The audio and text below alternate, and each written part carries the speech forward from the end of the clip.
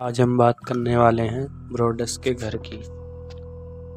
इंसान अपने सपनों का घर खरीदने में अपनी आधी जिंदगी बिता देता है। बहुत से लोग तो ऐसे भी हैं जिन्हें उनके जीवन में अपनी छत नसीब नहीं होती। डेरेक व मारिया ब्रोडस भाग्यशाली थे जो उन्होंने अपने सपनों का घर खरीद लिया था। अमेरिका के न्यू जर्सी में स्थित एक पॉश इलाके में वेस्टफील्ड में डेरेक ने $13,55,657 में यह घर खरीदा था तथा $1,00,000 इसके ऊपर खर्च किए।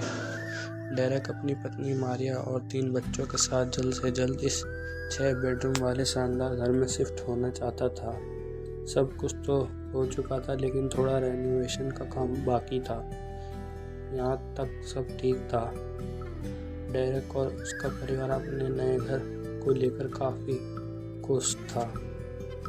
तभी डेरेक के साथ कुछ ऐसा हुआ जिसने उनकी रातों की नींद उड़ा दी।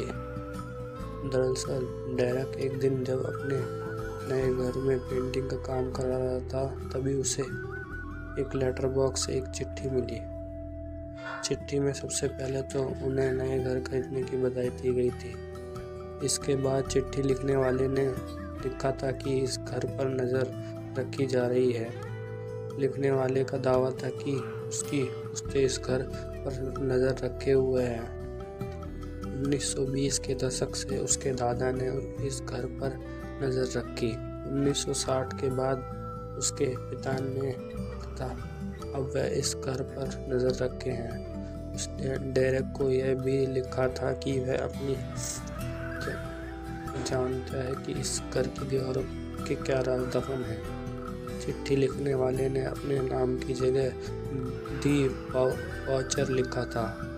चिट्ठी को लेकर डेरेक ने पुलिस में शिकायत भी की लेकिन चिट्ठियों का सिलसिला नहीं रुका। अब तो डेरेक को चिट्ठियों में धमकियां मिलने लगी। चिट्ठी लिखने वाला खुद को उनका पड़ोसी बताता था। उससे डेरेक और उसके परिवार से जुड़ी हर छोटी बड़ी जानकारी का पता था। वह डेरेक के बच्चों को यंग ब्लड कहकर संबोधित करता था तथा धमकी देते हुए उसे उनका ख्याल रखने को कहता था। इन चिट्ठियों को लेकर काफ़ी छानबीन हुई। पड़ोसियों से पूछताछ की गई और तो डेरेक ने उस वाउचर को पता लगाने के लिए एक्स FBI ऑफिसर को प्राइवेट जासूस के तौर पर भी रखा लेकिन इस सब से कुछ फ़ायदा न हुआ। अंत में हारकर डेरेक को यह घर घाटे में बेचना पड़ा। $14,00,000 का ज़्यादा घर उसने $9,00,000 में बेच दिया था।